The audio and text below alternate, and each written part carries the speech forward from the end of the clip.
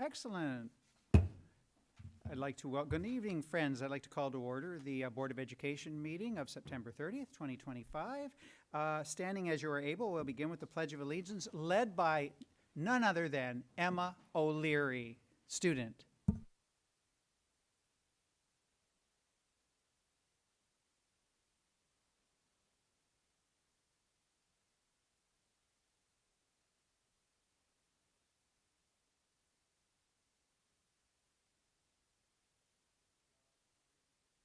Great job, Emma. You can put that in your resume. Thank you. Public comment. There is nobody lined up to do public comment this evening. I have no response to public comment. Look at that. We are charging along very quickly. At this point, I'd like to entertain a motion to approve the agenda as printed. So moved, Steven. Second. Second, Tim Austin. Thank you. All in favor, please say aye. Aye. Aye. Opposed? Thank you. We have ourselves an agenda, 7-0. Jillian, you cut it so close, but we're so glad you're here. I couldn't find parking. Oh. I was like, oh, okay, cool. You're getting ready for college already. Well, when you get to college, it's not a license to park, it's a license to hunt for a parking spot. That's well, we're very, very glad you're here. And guess what? We're up to you on the agenda. Oh. Are your middle school student council folks here? They're not. Any of them? Oh, no, sorry. I just got here. Apologies. Well then, I will let you introduce your group, and then you can sort of settle yourself. Thank you. Thank Sorry. you. It's all right, I was like, Jillian. no. No, you're fine. Everything is fine. We don't want to add to any pressure to you. Thank you. We are going to move over to our student showcase now, as orchestrated by our student representative, Jillian Hayes. Yes. All right. Thank you. We have, if you guys would like to come up, that would be fantastic. Thank you. We have if you want to introduce yourselves, you are more than welcome to. I'm Shadi. With the mic. Pardon me, you'll have to speak into the microphone, Yes. or the people in internet land will not be able to hear you at all. I'm Shadi Aldeeb. I'm Kenzie Stanifer. I'm Emma O'Leary. I'm Lily Atkinson. I'm Natalie Green, and I'm the student advisor for Student Council. Thank you so much. If you guys would like to present, that would be fantastic. I'm super excited, as I was on the student council in my 6th grade. I'm not quite sure how I won because I was brand new and nobody knew who I was. So thank you for all your work that you're doing. So we're the Saline Middle School Student Council, and we're here to present what we do at our school. So welcome to our presentation. At the SMS Student Council, our mission is to make the school experience better, even better for everyone, and help everyone's voice be heard.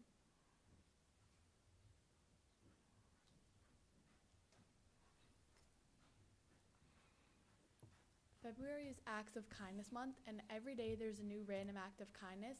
One example is hold the door for someone or invite someone new to sit at your lunch table. At Saline Middle School, we sell candygrams. Candygrams are a note that is attached to candy that your friend will write, and it costs $1. And we sell them in February and November, and they're a school fundraiser. Student Voice Group is a group of students on Student Council who get to meet with staff members to let them know about any issues in the school and give them insight into what's happening. If you decide to be in this group, you get direct contact with the principal and assistant principal. This helps us to make our changes and improvements way faster.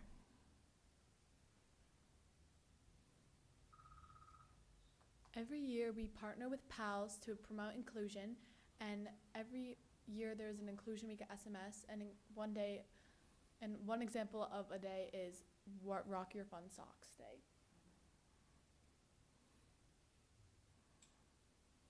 Student Council is very involved in our yearly snowball dance. We help plan, set up, and make decorations. One day after school, we meet with the PTO to plan, and a different day, we all meet up to help make decorations. For example, last year we made signs to put around the school and paper snowflakes to hang up on the walls. The school store is a store where we sell things like shirts, hats, stickers, bracelets on Fridays at lunch.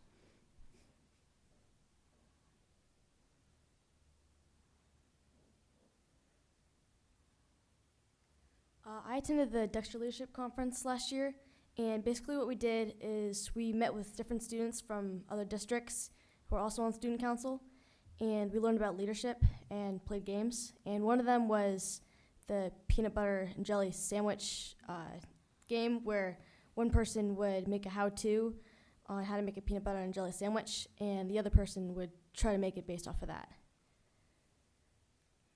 Some other activities that we do during the year are baskets for the Spring Craft Show, which are designed to help fundraise for charity. There's the student versus staff showdown, which is to show appreciation for the 8th graders. And there's also student elections for 9th grade, morning announcements with Hornibug drawings, and letters to show staff appreciation. We hope these activities leave a lasting impact on SMS and the community.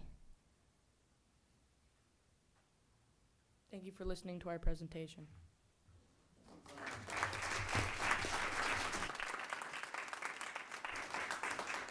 Well, thank you for making your presentation. Now, I know our Board of Education are very curious about all sorts of things. I don't think, the peanut butter sandwich is just one of the many things, but I will ask the board members if they have anything they'd like to ask or any encouraging words from them. We'll start with Jason and Jennifer and work our way down the table. What do you guys do with the proceeds from the fundraisers? Some of the things to our fundraisers go to things like the school or different clubs. I don't really know any of them off the top of my head, but I know one of the things that we also make donations for is like Toys for Tots and other things like that. I had a question about the student voice group. I really think that's a great idea. So could you give us any examples of some of the topics that you've been discussing in that committee? Well, we haven't started the committee yet, and last year I wasn't on it, so I don't know. Were any of you guys on it? Okay. Right. Well, I think like some of the things we could talk about is just like different issues, like one of the things that comes to my top of my head is like lunch. Like I know we made this thing where like you can't have your computers at lunch. I think maybe that came from the student voice group because like we wanted people to be like more inclusive to each other and like talk to each other and have a better community. But that's just one of the things that I can think of.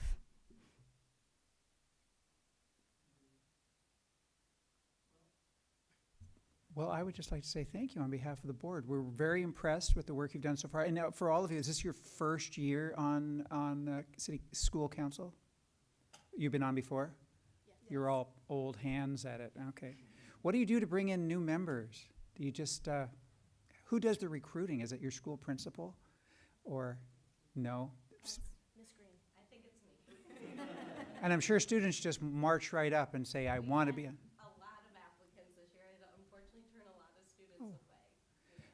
Well, I'm sure they'll find other avenues for their public service heart. Well, thank you so much. Thank you. And I wish we had some wonderful swag that we can give you for being up here, but I don't have anything right now. I have an orange peel is about all I have, sorry. Well, thank you very much and have a lovely evening. You don't have to stay for the whole meeting unless your principal is making you. I'm going to make them take a photo, though. Oh. Yes. Oh. We are with the board? Ms. Martin, where would you like us to take a photo? If the board would like to be there, please gather in the normal spot. That would be great. Yes. What's the normal spot? You're going to stand by that screen over there. Oh, okay. And please don't hide behind us. We're going to hide behind you.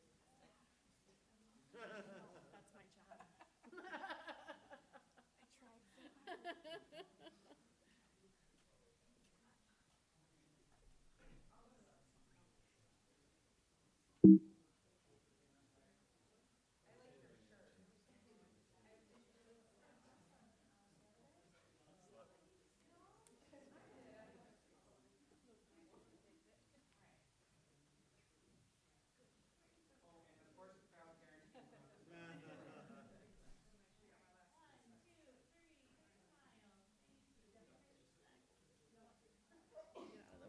yeah.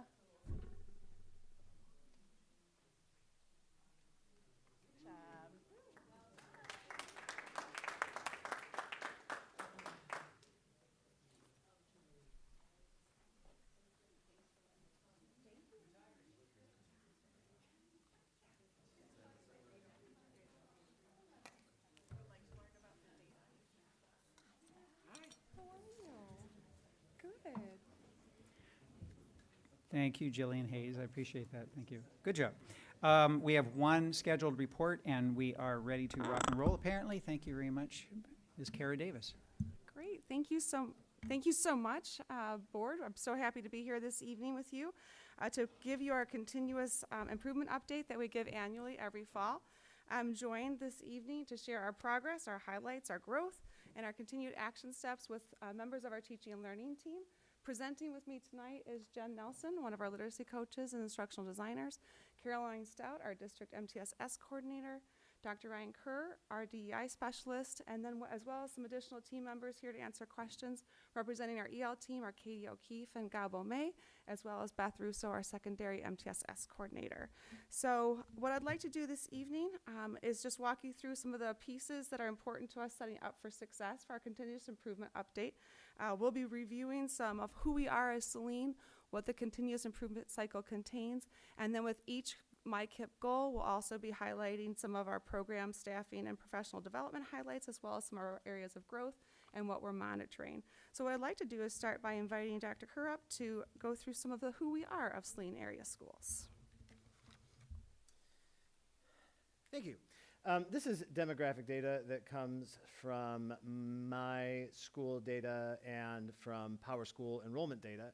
That was presented to our teaching staff at the beginning of the school year, just to orient them and situate them in terms of reminding ourselves who we're teaching, who are we working for and with here in this district, and to acknowledge that this is a diversifying district, that the membership in these demographic groups is growing.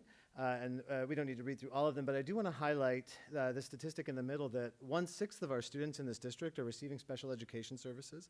And I point that out to acknowledge the great work that is being done by our special education staff and teachers within this district. I think that it's well known regionally that Saline is a place to come for these services, and our teachers do excellent work in this domain. I would also point out, too, the significant recent increases in our multilingual learner population, as also evidenced by this graphic on the right, showing the caseloads from our also equally excellent EL team, doing excellent work here within the district. So quick acknowledgement of the sort of wonderful opportunity that we get to do this work for here in our district as a way to get ourselves started here this evening. So the continuous improvement cycle is set up in such a way to be responsive to diverse populations and be intentional throughout the year. So I'm going to walk through each of the stages just for some of our new board members and the audience watching to ensure that you know how this works. There's essentially broken up into 4 different sections. So setting up for success is where we are right now, where we have designed a plan from this previous year, worked to refine it over the summer, and are launching it with the help of our teacher leaders, our building administrators, and the other teachers and staff across the district. We then move into a monitoring and adjusting stage where we're monitoring ongoing assessment, both local and then what's available to us at the state level. For example, some of the state data that we've shared in the board packet has just really become available to us across the summer while teachers were on break. So we're now bringing that data into our data cycle with the teams here through our teacher leaders. And then we also have a local assessments that we study as well. As we monitor and make adjustments, we're also looking at the impact of those assessments and making updates as needed in order to ensure that we are meeting those diverse needs, looking for places where we might need to make slight adjustments to the plans that we have made in order to be more responsive to student needs, putting in interventions or redesigning some of our behavior plans or taking a closer look at our approach to ensure that it's having the impact, doing that for both staff and students alike. And then, of course, towards the end of the year, monitoring again to see how did we do. So we've got a more full set of data, and then looking ahead to the upcoming year, summarizing our successes, and then bringing those data results back to the different teams across the district, and then determining how we might move forward for the upcoming year and making those plans accordingly. Our first goal, this is our goal from really the beginning of our MyKIP launch back in 2020, 2021. We have one that we kind of assess as an academic goal and one as an SEL goal. There's not one that's better or worse than the other. They are the same and level in the playing field. And we have this particular one focused on academics more so. And we have a goal, of course, of ensuring students are progressing and mastering academic content across all subgroups. However, in a closer look at this goal, we wanted to make some updates to it. So Ben, if you hit the forward button, you should see the new one. We revised the language slightly to incorporate increased student mastery in all content areas for all students and subgroups by improving the quality and consistency of Tier 1 instruction, supported by aligned MTSS and PBIS practices. We moved in this direction because we felt like it was broader and more included our systemic work around MTSS and PBIS, which wasn't mentioned in the previous iteration of the goal, because it is our hope that we are ensuring equitable access to curriculum and, of course, equitable outcomes while supporting the whole child. MTSS stands for Multi-Tiered Systems of Support. That is the umbrella term for both academic and behavioral supports, and PBIS stands for Positive Behavioral Intervention and Support, and it's a framework inside of MTSS. Because we recognize that it's important for students and staff to feel both psychologically and physically safe in order to perform as well as they can in the classroom setting. With that, I'm going to turn it over to Jen to share some of the highlights related to this particular goal.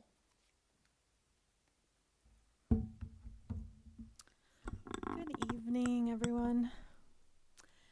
So, thinking about programming, some things that I want to highlight is when we're thinking about this presentation, there's a lot of things happening behind the data and things that we want to pop out to just see some of the things that the district is doing to support students and teachers in these practices. So, thinking about some of the programming that's happening, we are always in a constant cycle of curriculum review. So we operate in 2-year cycles of curriculum review.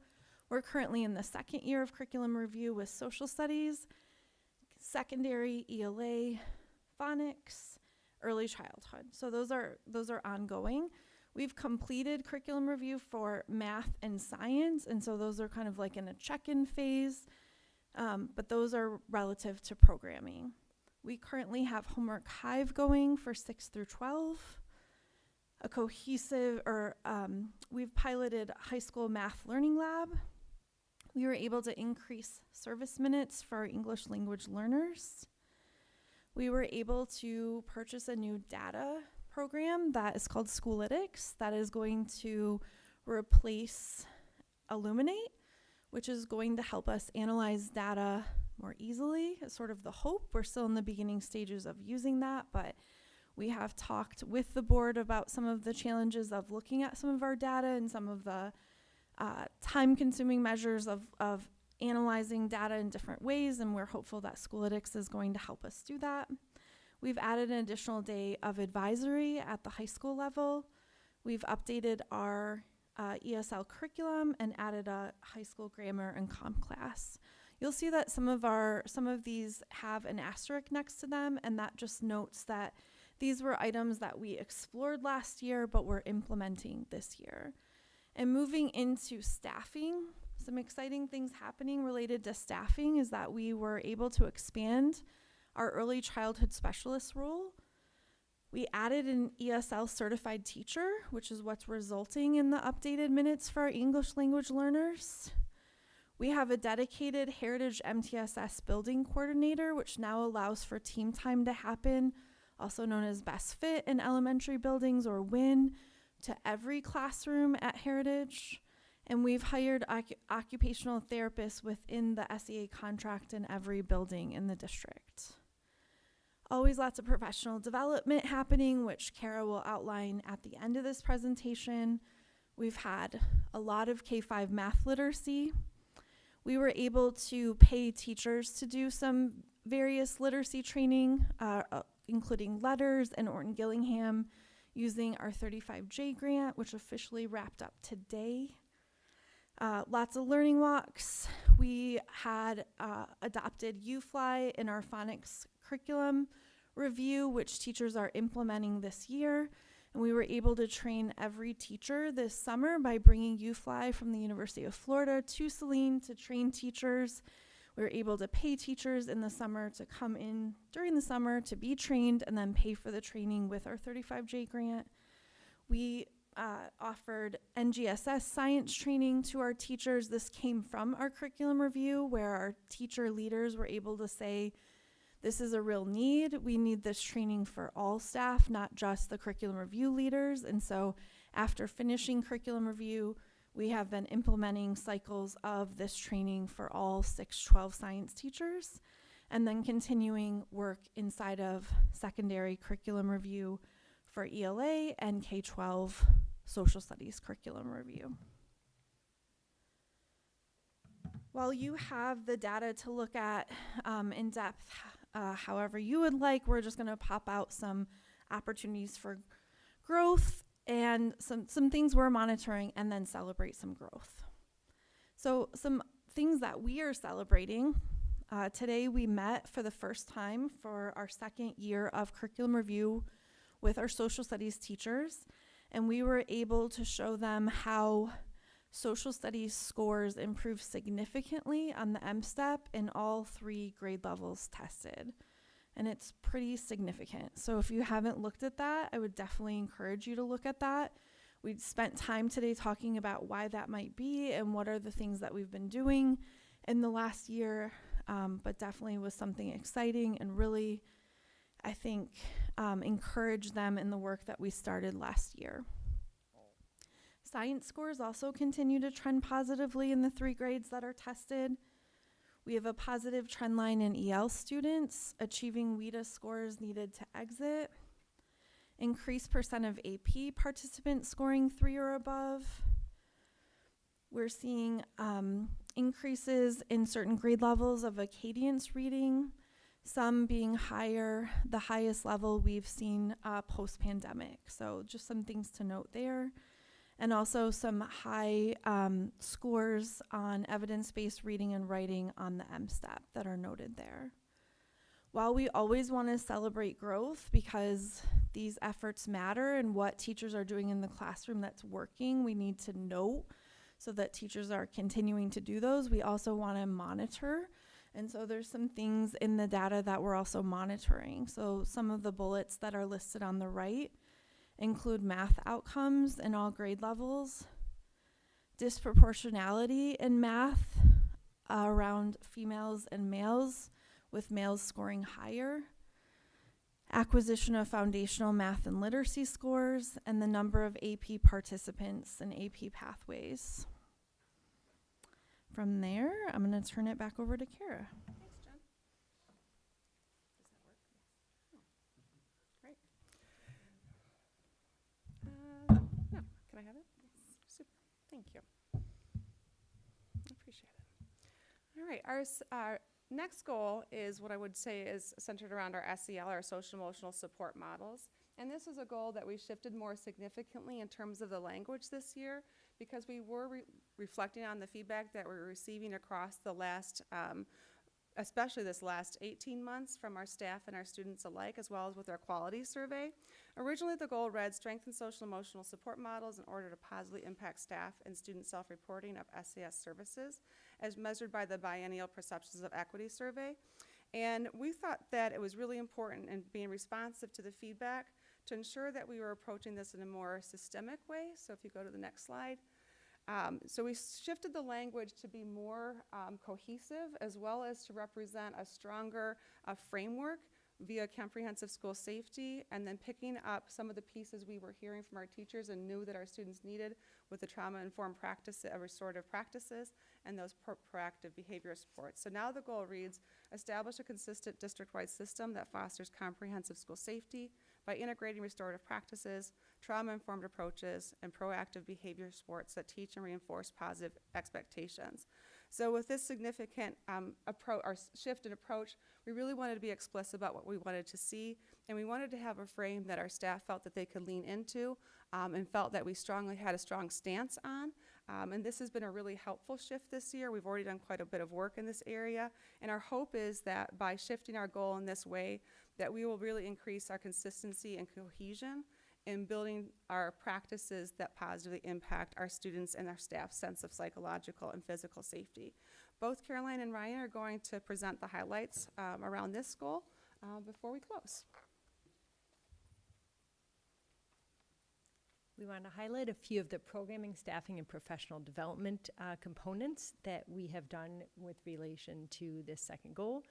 One, our SEL coaches have moved under the umbrella of our teaching and learning team, which makes sense because they provide a lot of instruction at the Tier 1, Tier 2 level to support and prevent behavioral and social emotional challenges. We have more consistency with the way that we're teaching socially emotional skills through classroom, obviously instruction, but also community meetings at the elementary level and through advisory at the secondary level. The PBIS team at the middle school has really done a lot of work in some targeted teaching to support our middle schoolers in this work. We have had some nice staffing additions. Dan is District Director of Safety and Security. We have some classroom assistants to support our youngest learners in Young 5 who, as you can imagine, we could use a couple more hands to make sure that we're building that really strong foundation and some of those skills with our youngest learners. Some of the staffing updates that Jen mentioned are also relevant here because we've added some more ESL staff and an MTSS coordinator at Heritage because we want to make sure that our students who are new to the country or multilingual learner, those who are striving readers, also feel connected and valued and supported in their transition. And then we have a really nice pathway for some of our ESP staff, some of our paraeducators to become registered behavior technicians or RBTs. We're excited about that one. In terms of professional development, we've continued work with diverse text training so that our students can use literature both as windows to the broader global world and also as mirrors to really see themselves and in all of their identities in the books that are available to them and that are present in our curriculum.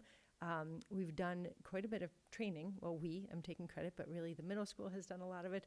And we are also forming a district team to do this. We're going together next week to St. John's to focus specifically on integrating social, emotional, behavioral health supports with PBIS and are excited about that.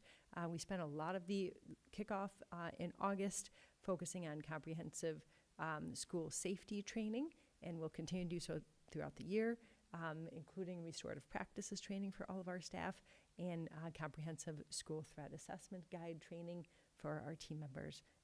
And now Ryan for some of the highlights. So some of the data points that we have chosen to highlight here this evening come from our annual quality survey. And to get back to something that Kara has mentioned a couple of times, something that Caroline just talked about, our school goal our district goal of comprehensive school safety, focusing on the component of that has to do with student sense and staff sense of psychological safety, how we feel a sense of community throughout this district. It is a sort of philosophy that we have within this district that in order for our students to achieve their academic goals, they have to first feel a sense of safety and belonging within our school buildings and our learning spaces. So really trying to focus on those ideas here. So just to highlight a couple that we're proud of here, that more than 70% of students and guardians feel that they have positive interactions with staff in our district, that nearly 80% of staff and students and guardians feel that our schools are safe. More than 70% of staff, students, and guardians feel that students demonstrate ethical and responsible citizenship, seeing beyond themselves to the needs of others.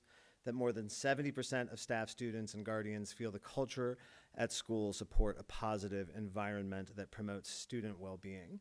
So the work that we are continuing to monitor, the programming that we are continuing to implement throughout the district is designed to increase those numbers. So when we're talking about increasing student engagement, in order to increase our attendance rates, to monitor behavioral incidents across grade levels and types.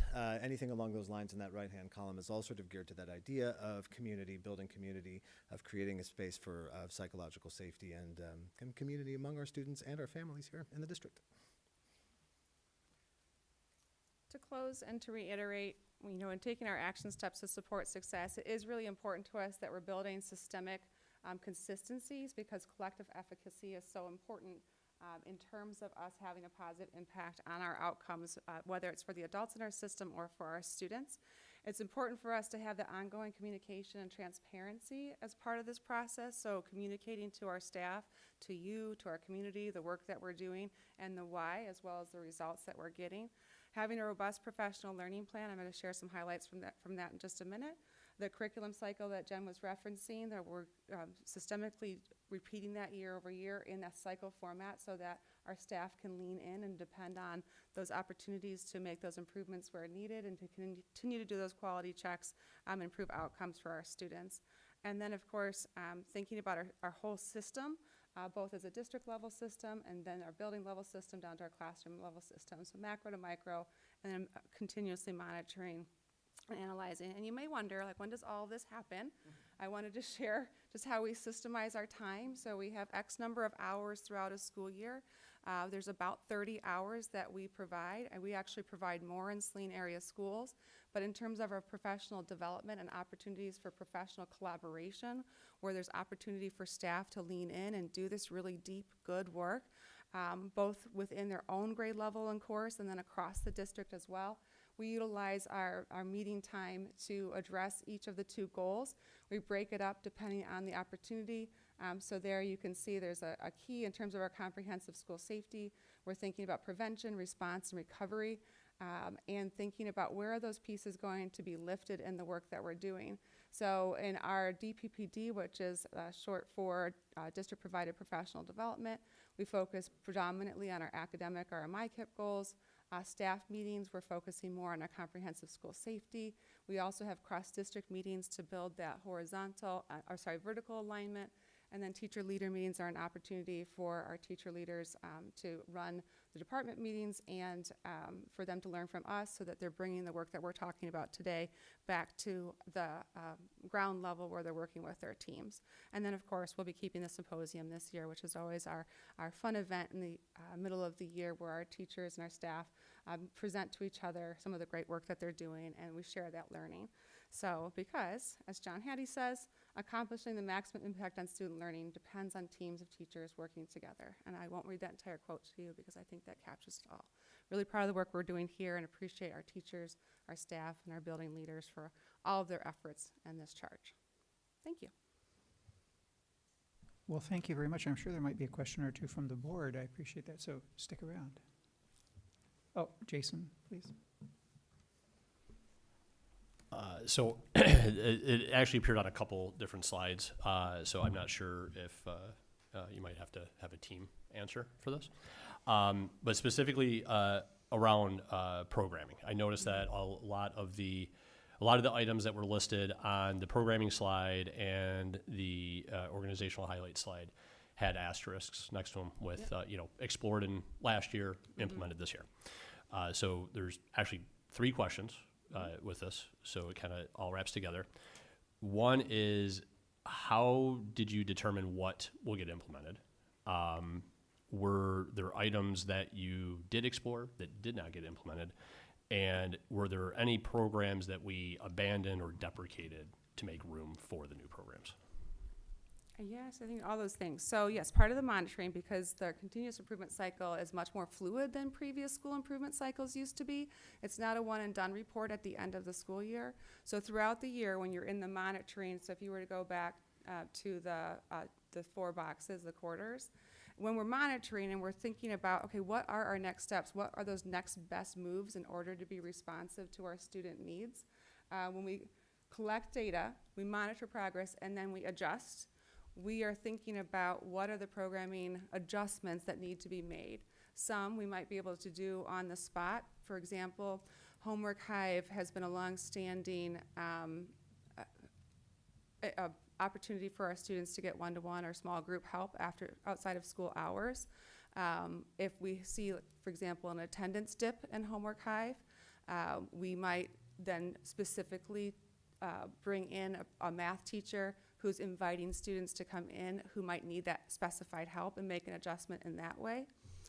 We are actually making an adjustment to Homework Hive this year from the end of the year, so not abandoning, but revisioning. So Beth Russo, our secondary coordinator, who really coordinates Homework Hive in order to get those individualized student supports in place, is working with the secondary teachers to talk about what is the next best step with this model, because we're not seeing as many students as we would like to be based upon the needs that we have identified and who we know needs those supports. So the ideas come from the generative conversations from our student success teams, myself, the building principals, the teaching and learning team, and then of course alongside of our capacity and what we're able to do and able to afford based upon the opportunities. So one example was last year we instituted the math lab. As an opportunity, we had a math teacher take an overage at the high school to teach a small group of students who were not thriving mathematicians at the time, and we were hoping that that small group instruction would create an environment for those students to really lift up their math skills in that moment. It wasn't as successful as we hoped, so we've got some analysis on that. We're holding for try one because it wasn't overage, it was an additional cost.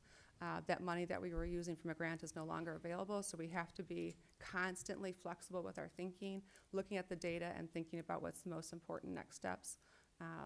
Would you add anything, Beth or Caroline?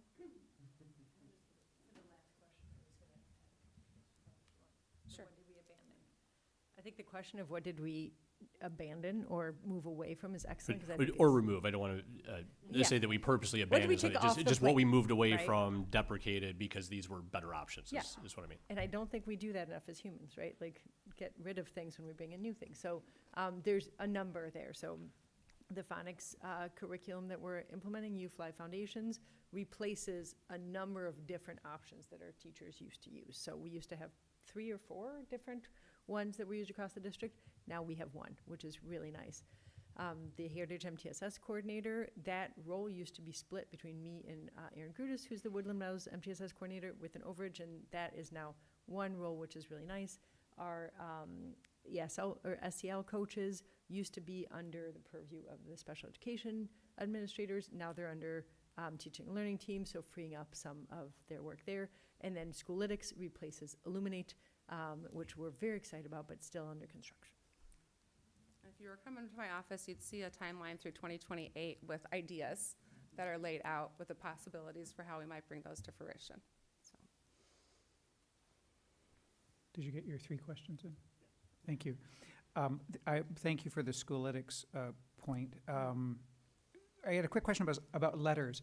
You noted that the training takes place over the summer, or it finished over the summer.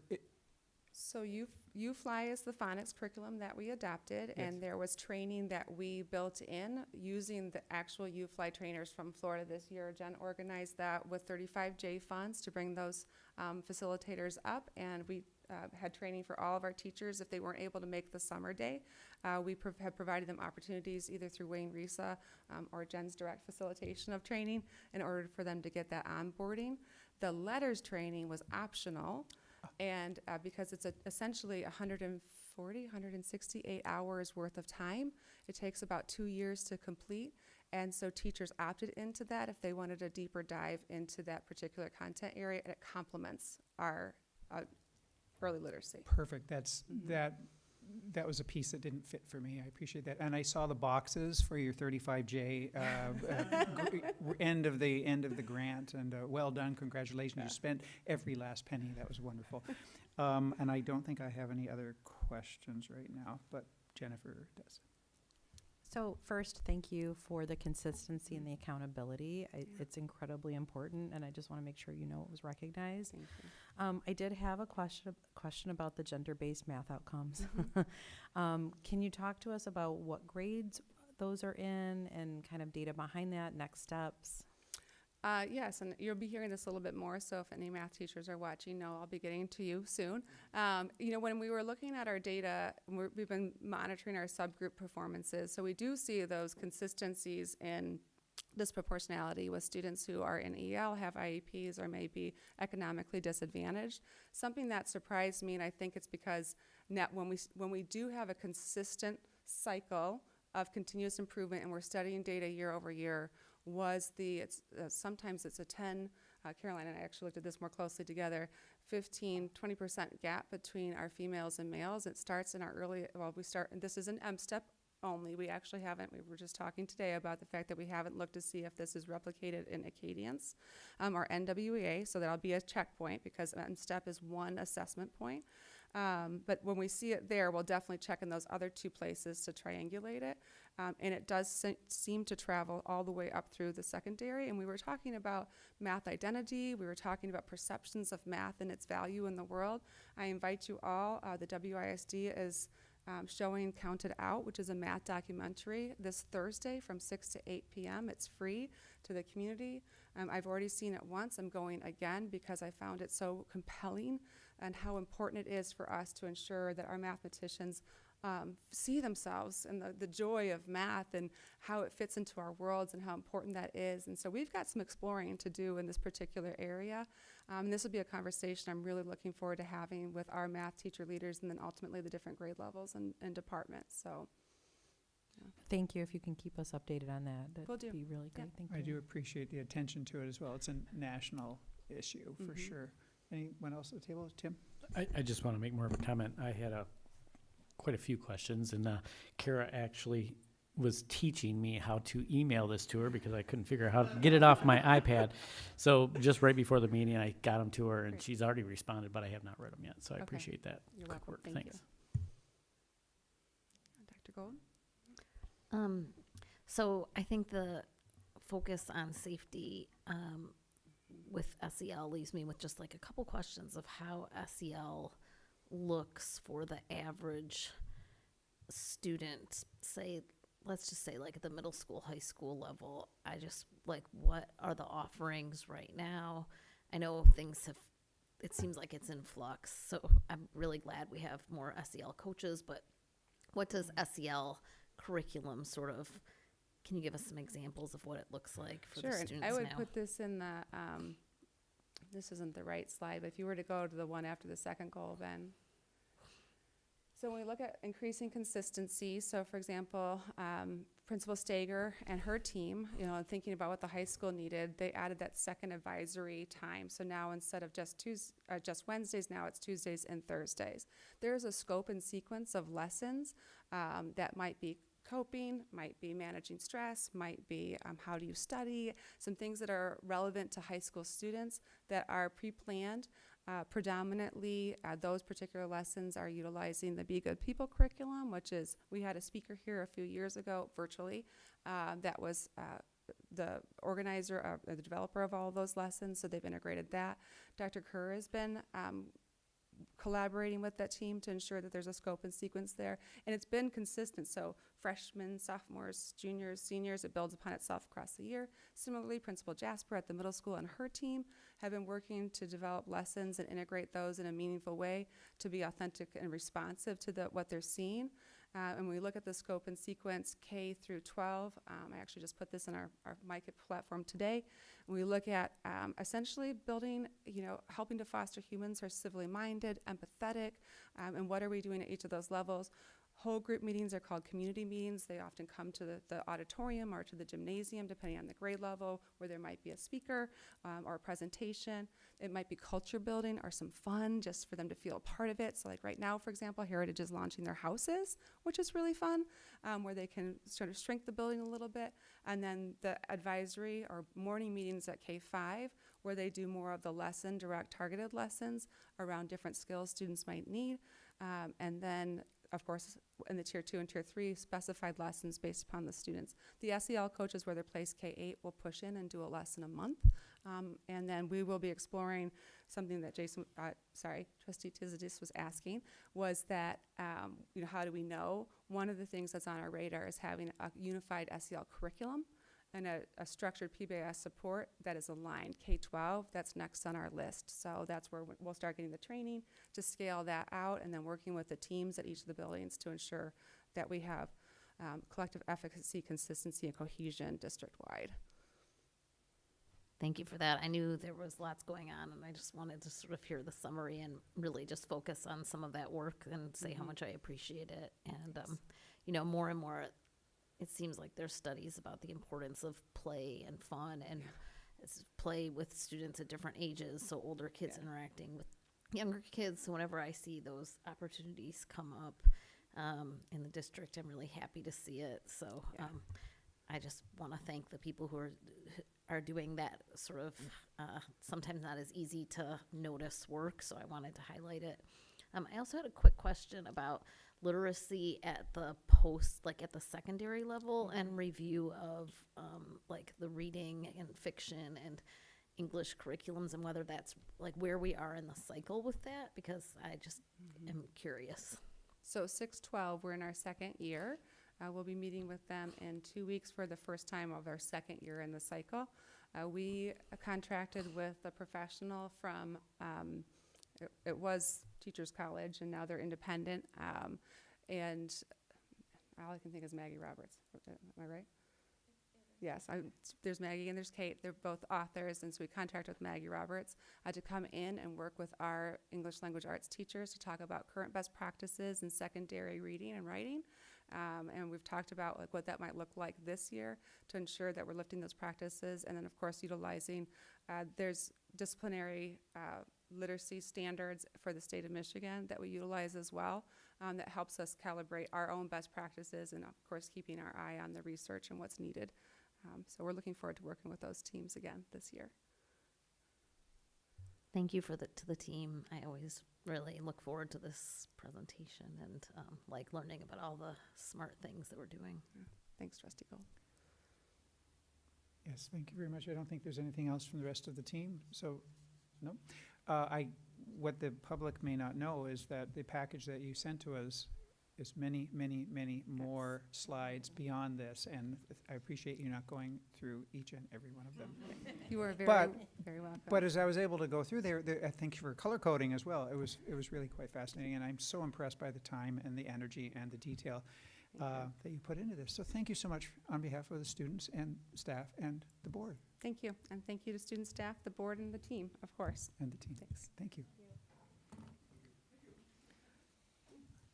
Well, they are shuffling out. We have one action item this evening. I'd like to entertain a motion to approve the meal price adjustment effective October 1st, 2025, as proposed and submitted by Larry Dandria, Director of Food Service, who may or may not be here. He's not here. So move. Who was that? Oh, Tim, thank you. Support. And Lauren Gold, thank you very much. Is there any discussion or any question, or is there anyone here who can speak to this?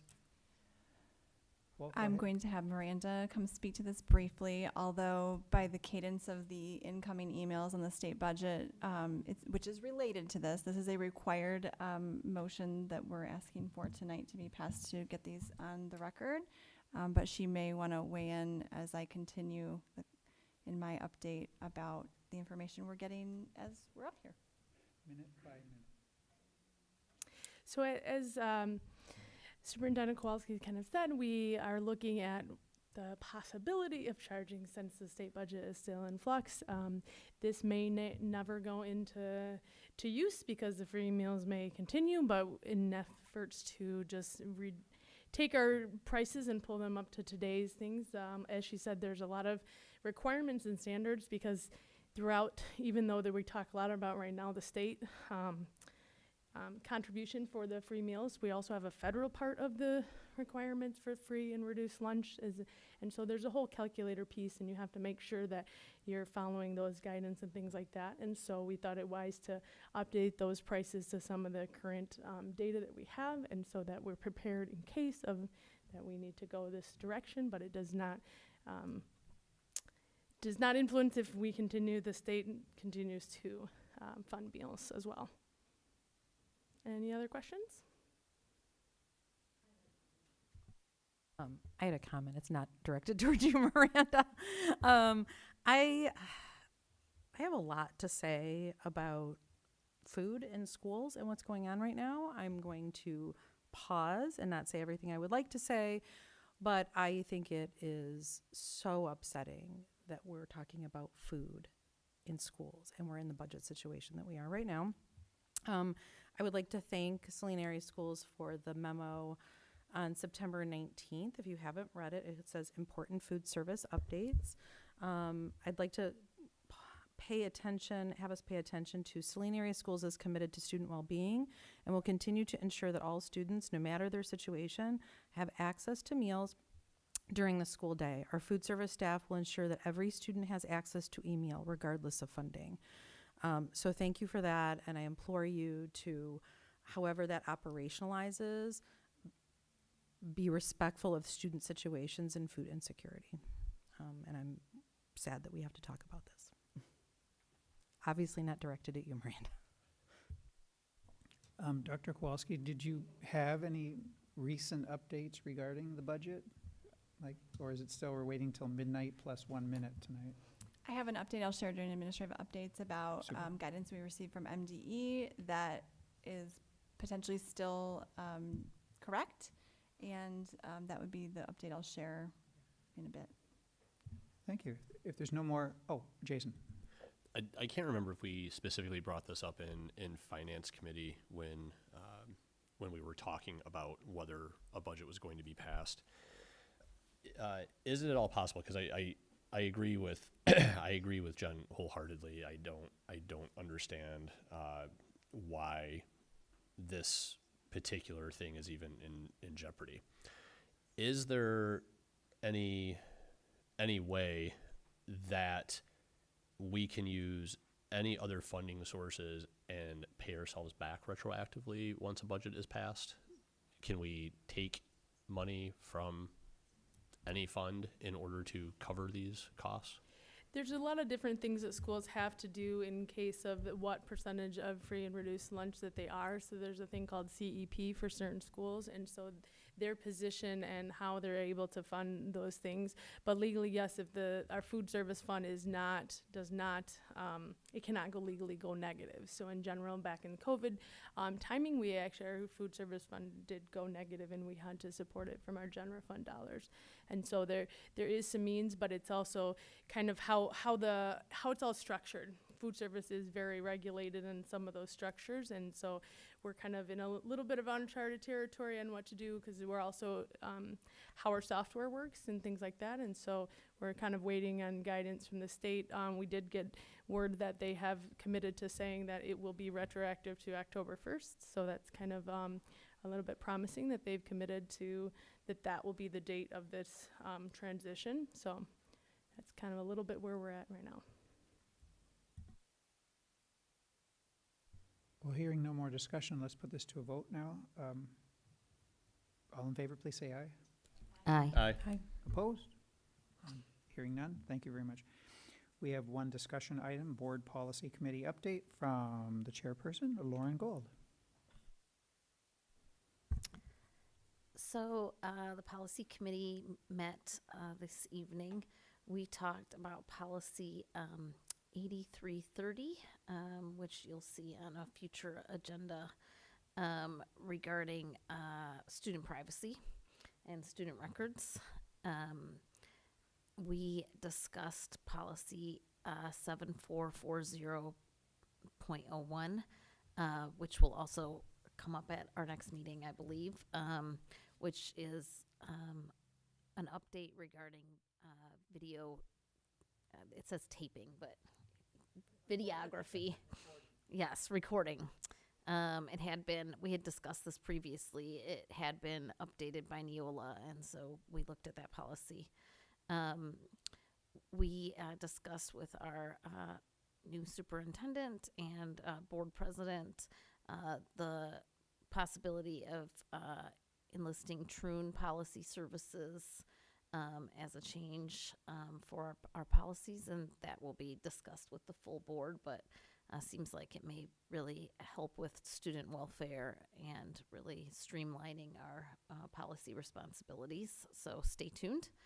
In light of that, our discussion of board operating procedures was relatively brief because those would be sort of included in a Troon packet potentially, so we didn't want to waste time making a whole lot of discussions, but I will say that we looked at some possible revisions that Dr. McVeigh had looked at, and we talked specifically about looking carefully at policy around appointing a new board member, policy around board member ethics, and policy about board member public communication. And we are going to look into MASB guidance on some of those things and best practices. And then we finished up with a discussion of concussion policy versus administrative guidelines and state concussion laws. And again, it doesn't make a whole lot of sense for us to start writing and working on new policy if we're going to make a policy service change. So we had productive discussions, but we're not planning on bringing anything to the board just yet on that. Thank you. Appreciate that. Yeah, it's going to have an interesting few months coming up, I'm sure. Let me just think. Administration board updates. We'll begin with administration and then start after Dr. Kowalski with Jillian Hayes and then work our way down the table. Good evening, President McVeigh, members of the board, and community. So 3 weeks ago, we were together, and we were just in the beginning of the school year, and now we're down to the hustle and bustle, and things are happening. Extracurricular activities happening everywhere, of course, our athletics, and then, of course, the classrooms and buildings. So everything is well underway in teaching and learning, as you saw by the amazing presentation, but also the work behind it in our teaching and learning department tonight. And so I want to give you some updates on some work happening. Count Day is tomorrow in the state of Michigan to mark the close of Attendance Awareness Month this week. We had 3 Spirit Days, and I was at 4 buildings yesterday, but Pleasant Ridge, I think, was the most comfy and cozy that I saw. Tuesday today was Silly Socks Day. It was a board meeting day, so I kind of got out of that one. And then tomorrow, because it's Count Day, we want all healthy students to be in attendance. And so they're accounted for, but also wearing their, as I'm told, not maize and blue, it's blue and gold. I have to make sure I say that correctly. Count Day is important for all districts, but definitely ours. It determines funding when the budget is passed from the state of Michigan, and that supports many of the things that are possible for all of our students, from transportation, technology, to student services. So we all benefit when everyone is here and healthy and in attendance. This was also a chance to spotlight the power of good attendance and the role that we all play. When students come to school regularly, they stay more connected. Families play a critical role by setting routines at home, encouraging positive habits like going to bed on time. Daily choices that families make are incredibly important to the partnership that we have with them to be sure that children are present, engaged, and ready to thrive during all school days. The update I have on school meals, I do not believe has changed since we've received word on a deal pending, but possibly not tonight. This is the guidance we received from MDE. In the preparation for the possibility of the ending of the school meals program, you may remember, as Vice President Sebin pointed out, that we ask all families to make sure they could log into their meal accounts and make sure that they are turning in their free and reduced meal paperwork. And we still would ask them to continue to prepare for those things. We did receive on September 25th a formal guidance from MDE in a memo form. The message from them was clear that schools should continue serving breakfast and lunch to students exactly as they have since the start of the year. That is the guidance from MDE. Districts were asked not to change their practices or to stop meal services at this time. And the department shared they remain optimistic, but that was not saying that it would happen, that the state budget would include this. And we were told it would be retroactive again to today. Saline Area School students should plan tomorrow to be served meals without breaking lunch money. There are some other things this could mean that, again, they will tomorrow. And as I've told our team Friday, and if something were to happen that would cause us to have to not do that in other days and weeks, we would ensure families have that information ahead of time, and those changes would be communicated clearly with next steps outlined. We had a busy weekend in Saline, the Saline community, Saline area schools. We had the privilege of celebrating the opening of our new STEAM Center weight room and all of the great things that were part of that. The team, the students, the teachers, the parents, so many people came together to plan this space, and it can be used from the broader community and all of the wonderful groups, Science Olympiad, Robotics, STEAM, all of the things. Also connected, of course, was to our current auxiliary gym is the brand new weight room. Had a lot of fun watching some students test out that equipment, younger students. And so this was also designated as a meeting and collaborative space as well. It was just a great moment to see. I was not part of the planning process, so take a lot of pride in that I'm in a community that puts so much forward for their students and the community at large, and symbolizing the commitment. It was also Run Tough Fun Family Fun Day on Sunday, another, I know, a very special event to the community. It was our 12th annual. I was a participant for the first time, and it was nice to see the community come together to support research for childhood brain cancer. And as we saw from the other tables and tents that were set up, they also had the opportunity to showcase some other fundraising efforts as well. I want to share that I received some wonderful news, but word of mouth last week, but finally in writing from Dr. Spickard at the Michigan Elementary and Michigan Middle School Principals Association, MEMSPA. Principal Megan DeGran from Heritage and Pleasant Ridge Principal Kenyatta Hughes have been nominated 2 nominations from Saline area schools for Region 2 Principal of the Year Award. Very exciting. This recognition is no small thing. She shared in her letter to me about the honorees. She said this honor is a testament to their outstanding service to students, staff, and the broader community. She said this nomination also recognizes the individual achievements, but the collaborative culture in which support systems and these leaders to have such excellence and to flourish. Congratulations to their leadership. I am so proud to and humbled to serve alongside them. So please join me in congratulating Mrs. DeGran and Mrs. Hughes on this well-deserved recognition. They will be honored at the annual MEMSA conference, and many of their colleagues will be there to celebrate them. And I mean, just so neat and exciting that we have 2 of our elementary principals. I believe they're, from what I understand, the only 2 nominees from Region 2. So that's really exciting.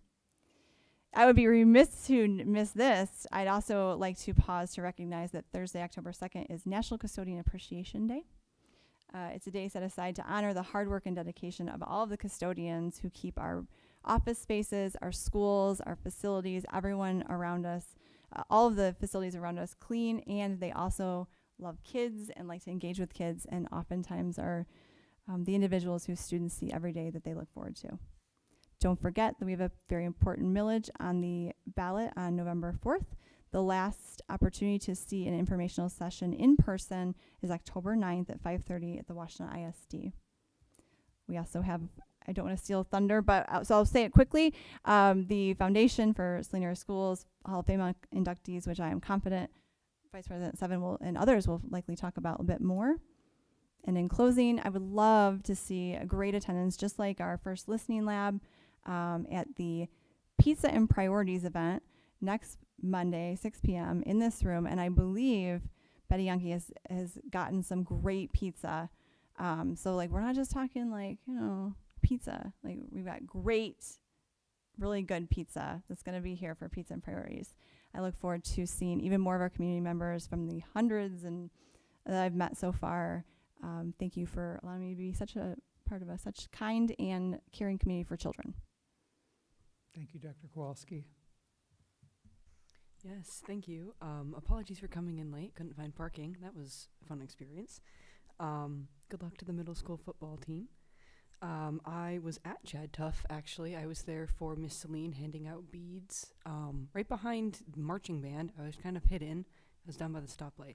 It was extremely fantastic to see so many people come out and support. It was wonderful to see everyone just having a good time despite the heat.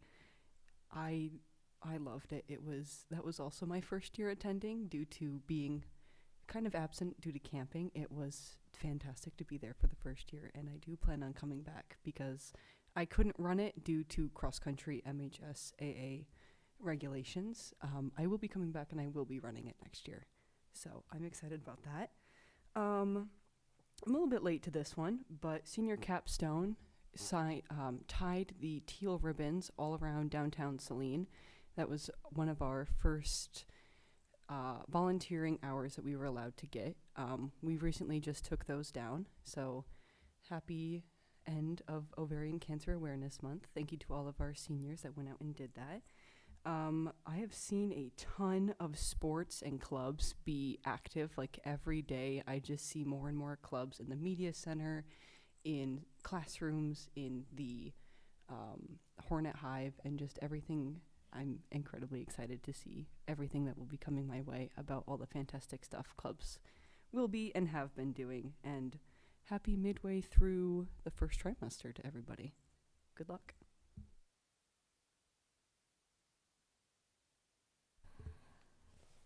Fail your way to success. is a really good example for student athletes, whether you're in high school or college. And I want to share this kind of impactful story for me that happened a few weeks ago. There's a young student athlete at the University of Notre Dame, and his name is Tyler Buckner. And he's the backup quarterback.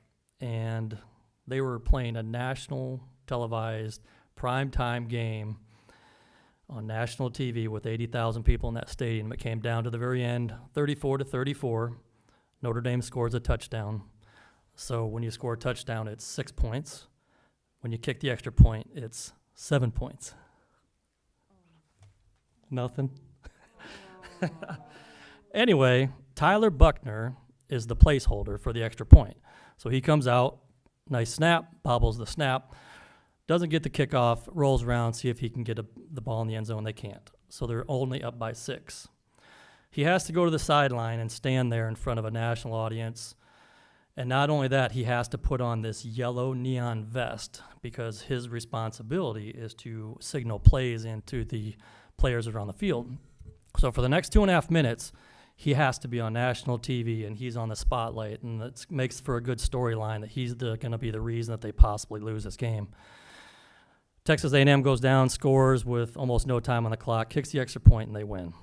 So it doesn't sound like a really good Hollywood ending story, but for me, I wanted to share that opportunity of failed to success. We got to see this kid that was 23 years old stand there on the sidelines for a good 5 minutes on national TV and just bear the weight of the entire football team losing that game, even though he had such a minor impact.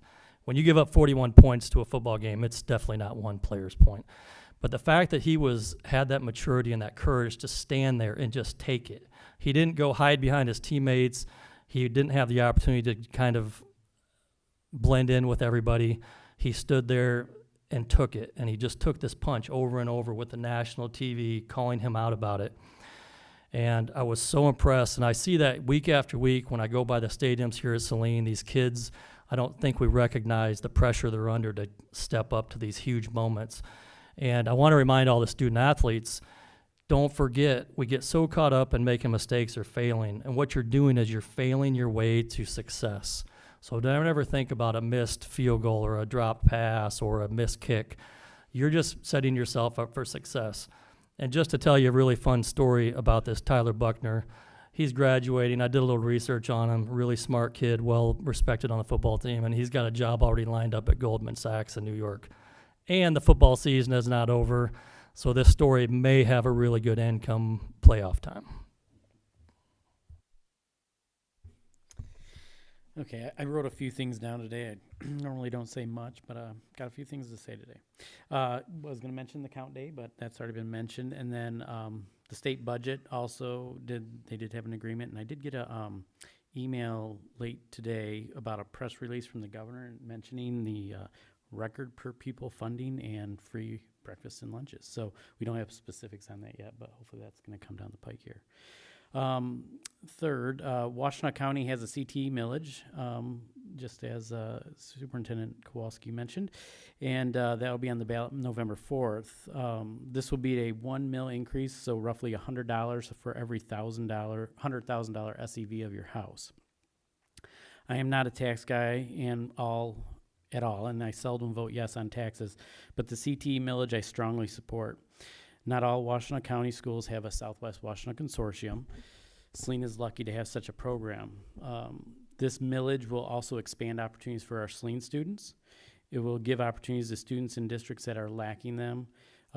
We have seen an increased demand in CTE programs. Businesses need skilled employees from these fields, and not all students are college bound, but these are good paying jobs. So I think everybody needs to get behind this, whether you are for taxes or against taxes. I think this is a good one. So then lastly, this is more of a public service announcement.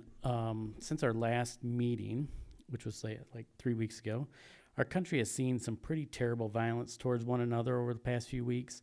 We've had a young lady stabbed and left for dead on a bus, a young man shot and killed for having dialogue with those he disagrees with him, a high school shooting that will forever change the lives of those students, 3 police officers killed in Pennsylvania, and then close to home Sunday we had a church shooting and burnt down to the ground.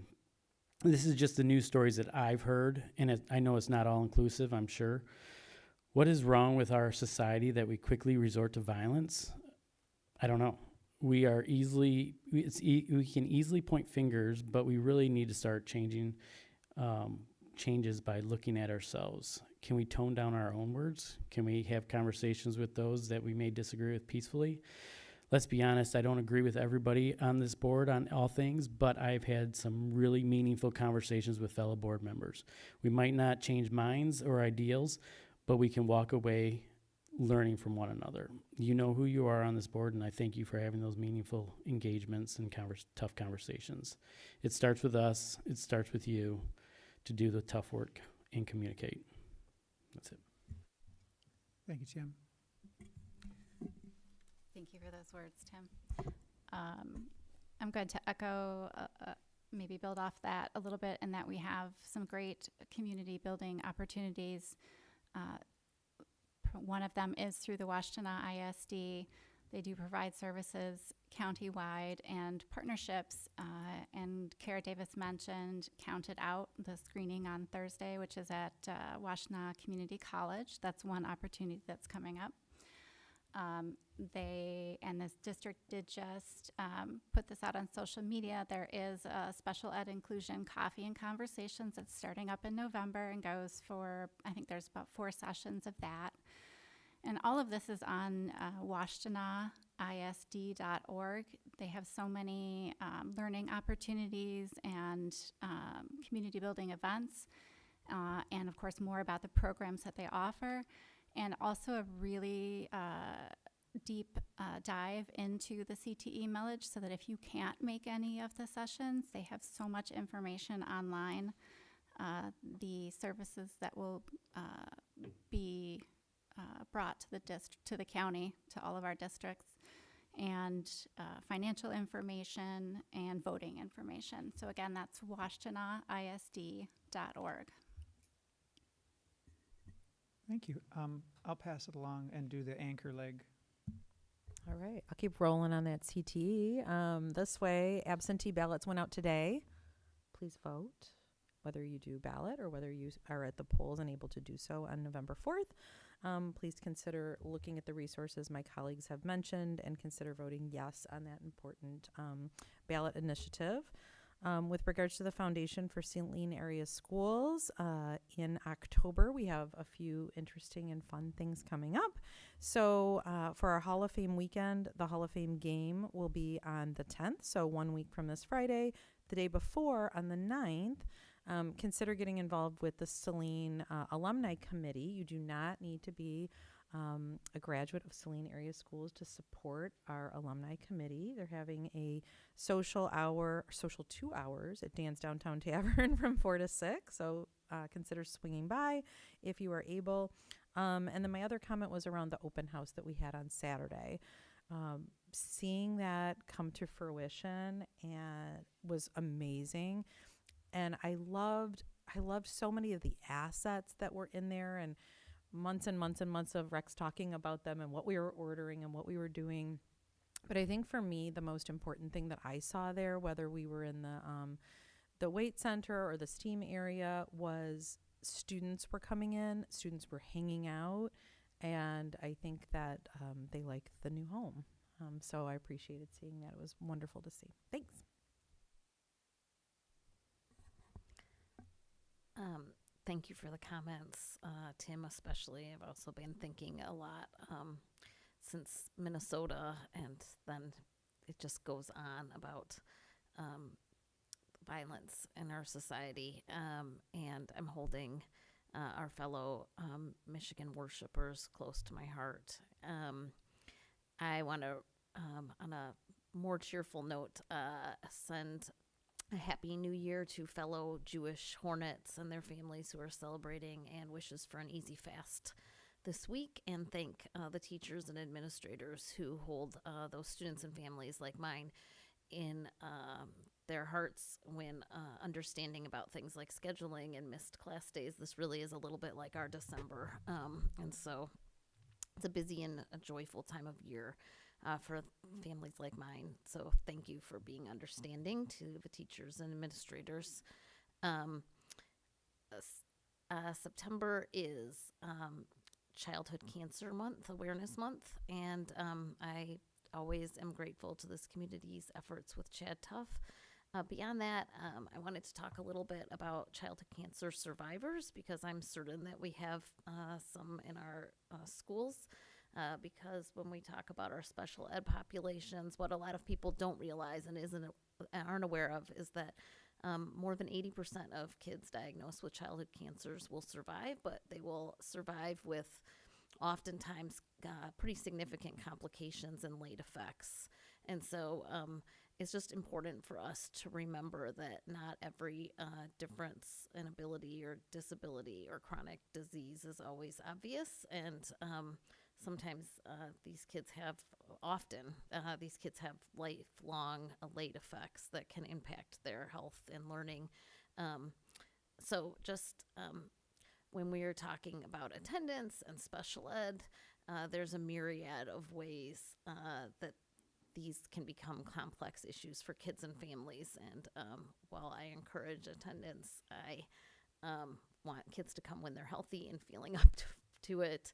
And I just thought September Childhood Cancer Awareness Month was a good time to also recognize that. And thanks for this community and the Carr family for all they do for pediatric brain cancer, and for others in the community raising money for pediatric cancer in general. And so that month is coming to a close, and I hope we all have a healthy year. Thank you, Jason. Just want to echo what a lot of my colleagues said, but the CTE millage is extremely important. We have a huge skills gap in this country. Hundreds of thousands of extraordinarily well-paying jobs are unfilled right now. And the best way I can kind of illustrate that to people that don't understand what that gap is think about your mother or your grandmother that needs a plumber, needs the plumber now, and needs to do it on a budget.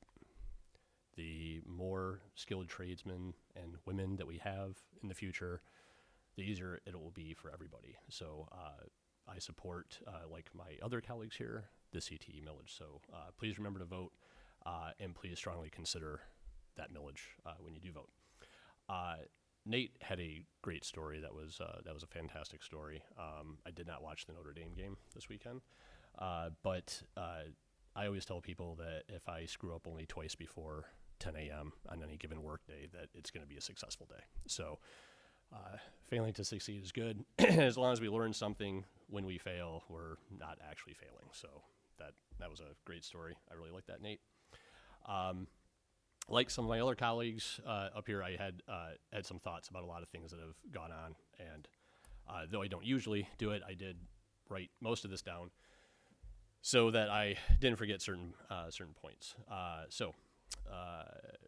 Over the last several weeks and months, our country has endured a great number of tragedies. Though there is likely no one thing that connects them all from an ideological perspective, one thing is abundantly clear, and that is that our public discourse has devolved over the last couple of decades. What bonds us all is the power to communicate. God made us with 2 ears and 1 mouth, so we can listen twice as diligently as we talk.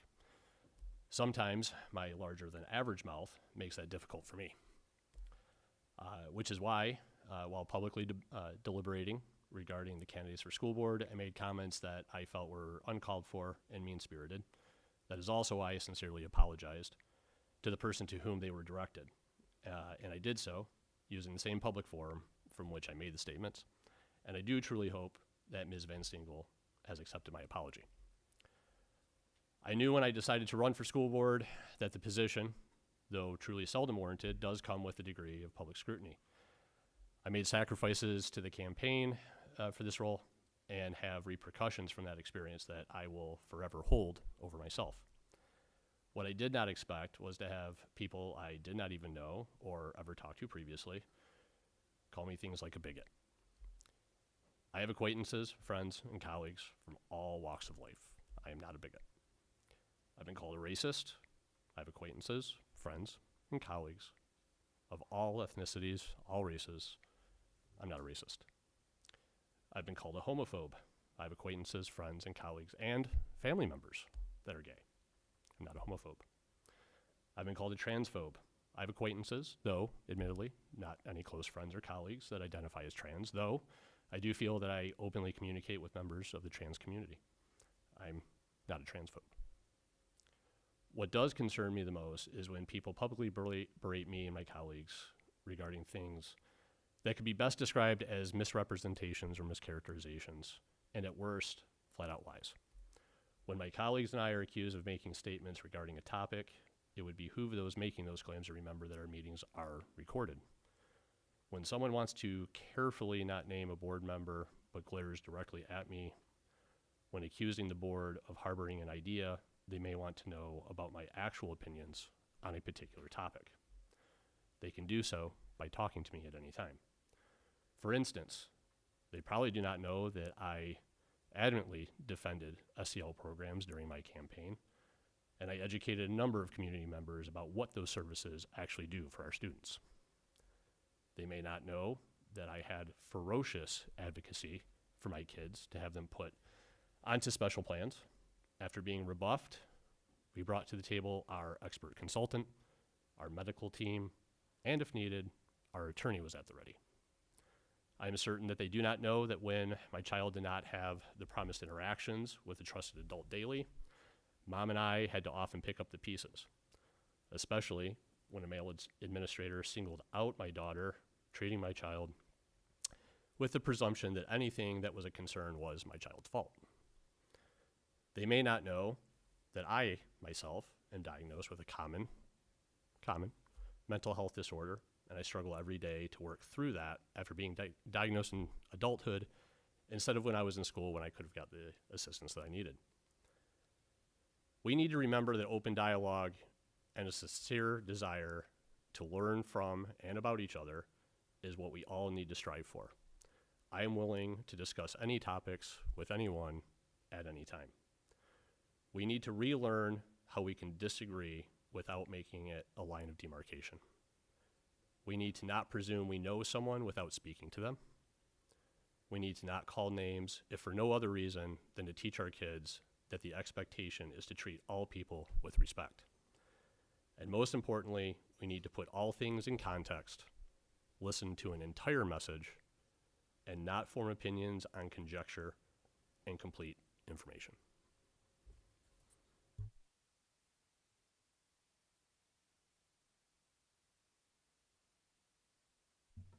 Jason, thank you. I really appreciate your message, but just as you were wrapping up, my computer decided it was about to die, and I have my own message as well.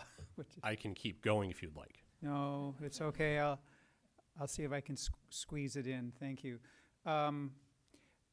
Yeah, I hope everyone feels on this board that they're respected and listened to, and at the very least, that's the lowest bar, the lowest standard, that we will try and listen to each other. And thank you, everyone, for your comments tonight. Few reports.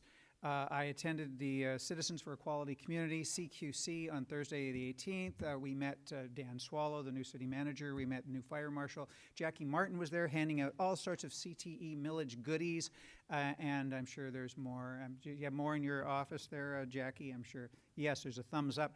I have a sign in my front lawn, which I'm quite excited about, and so are the neighbors, from what I've heard.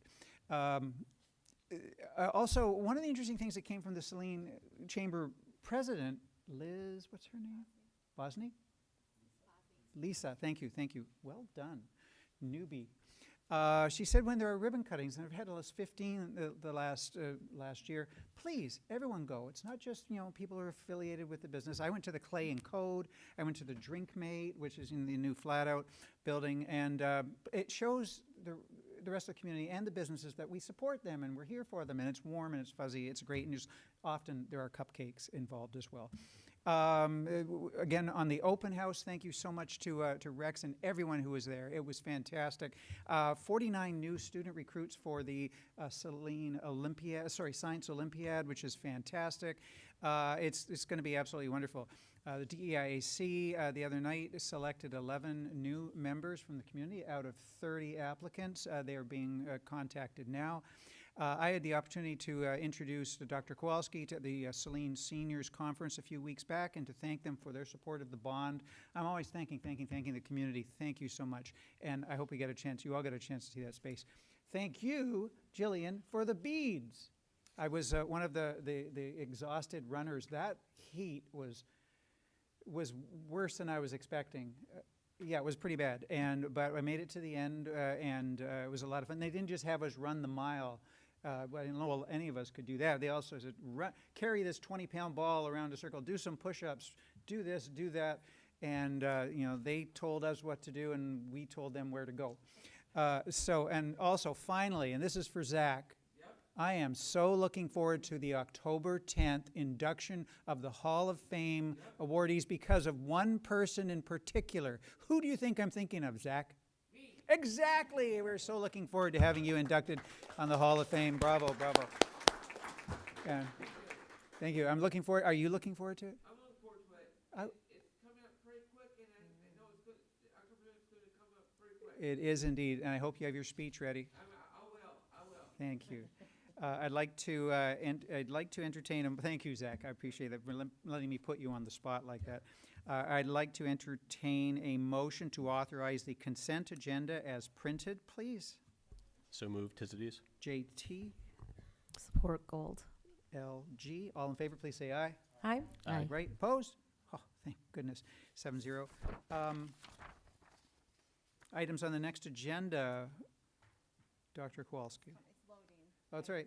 Well, I know some of the items is the third quarter review in closed session of the superintendent who's going to give us an update. Yeah, a halfway point review. And we have an exciting presentation from we're on the CTE millage. We intentionally did hold that. Oh my goodness, I committed the cardinal sin here. Thank you again for asking me about our next meeting. We are going to be doing a mid-year evaluation or mid-cycle evaluation in closed session. And before that, Kara Stemmer will be presenting on the CTE millage. We did save that for any of the folks out there who want to come and attend and hear from her right before the election with maybe absentee ballot in hand, because we know there's a lot of different decisions that voters are making right now. So wanted to hold that until later in October. And as talked about yesterday morning, we have no other items at this time. Thank you. Does that mean it's going to be a fast meeting, a short meeting? All right, thank you. The next Board of Education meeting will, is there any public comment? Ms. Yonke? The next Board of Education meeting will be held on October 14th at 6:30 p.m. I'd like to entertain a motion to adjourn this regular meeting at, what time is it? Almost 8 o'clock, 7:58. So moved, Tizities. JT, followed by? Support Berwick. Berwick. Thank you very much. All in favor, please say aye. Aye. Aye. Thank you Aye. very much. Nice seeing everyone again. Yeah.